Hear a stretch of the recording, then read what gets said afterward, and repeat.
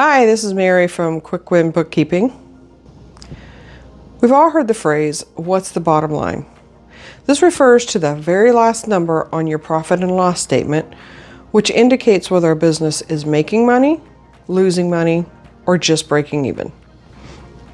It's the number that most business owners tend to focus on. Some might actually look at the income, but most business owners just want to know if they made a profit. It is very important, of course, and consistently making a profit is vital for the business. But as I've shown you in the previous two videos in this series, it is not the entire story.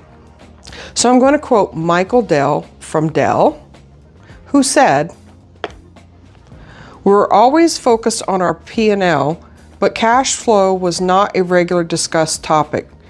It was as if we were driving along watching only the speedometer when in fact we were running out of gas." So don't just watch your speedometer. Keep an eye on all your gauges, including your gas, i.e. your cash flow. So your profit and loss is your speedometer. And the higher the bottom line is, the better your profits are, right? Well, of course, but there are other factors at play, as you saw in the balance sheet and statement of cash flow, that can tell you if your business is truly doing well. That said, the profit and loss is a very important report to monitor, but be sure to review more than just the bottom line. Now you might be asking, what else do you need to look for? So I'm going to give you a scenario. Let's think about an artistic painter, okay? So they need to buy a canvas and art supplies, paint brushes, and then they also probably need some equipment like an easel, a table maybe, a chair potentially, and they might even need to use a studio if they haven't got one already, right? So they go out and they buy these items that they need, and then they create the picture. They paint the picture. When they're done painting the picture, they sell it. Maybe they sell it to a neighbor or community member or somebody online.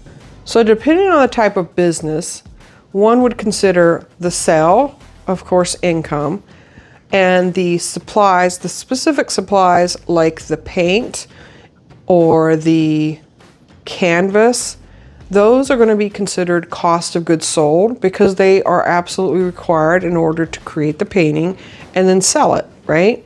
But the other items like the table or the easel or even the paint brushes, those are operating expenses.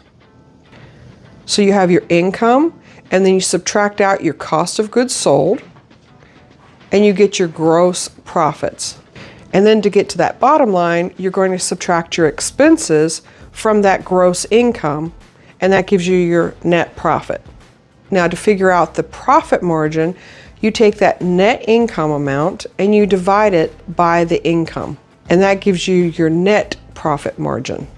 So you also want to always monitor your P&L on a month-to-month basis so that you can keep an eye on your income, how well sales are doing, but also your expenses.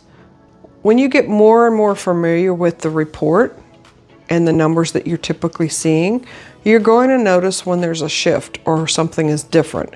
For example, if an expense is at a steady amount each month, if that changes, you're going to notice it. And by noticing it, then you can take action to find out why and resolve it before it becomes a problem. Let's go back to the scenario of the camping trip that I mentioned in the previous video. So if you're an avid camper and you go all the time, you get very familiar with the items that you need for that camping trip, right? You become very familiar with the supplies and the equipment that you're going to need. You're going to become familiar which ones are critical and which ones are not. The point here is the more that you do this activity, the more you know what to expect and to anticipate. That's what's true of your P&L and watching the trends. The trends are what you keep seeing each month. And if those numbers are staying within the typical trends, then you know things should be relatively good. If they're suddenly out of trend, then you want to investigate why. Now, sometimes things can come up, of course, but as long as you're aware of them and you know that they're not going to have a major effect, then obviously everything's fine. But you still want to be watching trends because that's how you catch things early.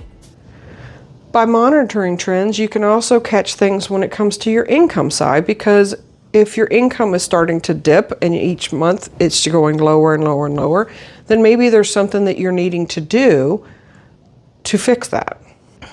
You might need to dive in to see which items or services that you have that are truly more profitable than others, and then find out why. Do you need to cut out those services that aren't profitable, or do you need to do something to those items to make them more profitable? Now, there's lots of gray area here, so it's going to vary depending on your business. The point here is that if you're monitoring, you're going to pick up on when you need to make adjustments.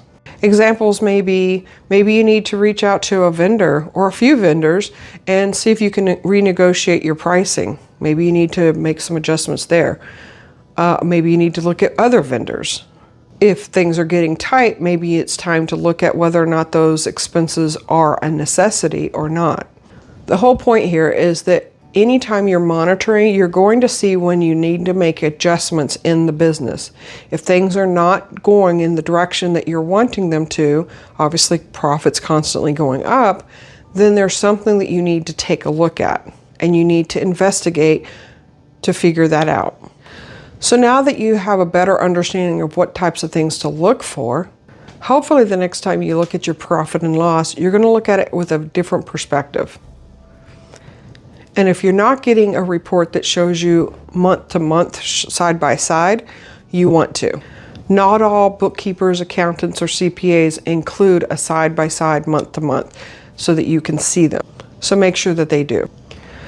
So now a question. Have you ever wondered what the difference is between an accrual basis and a cash basis report? Well, we're going to cover that on the next and final video of this series. Until then, be sure to click subscribe, and we'll see you there.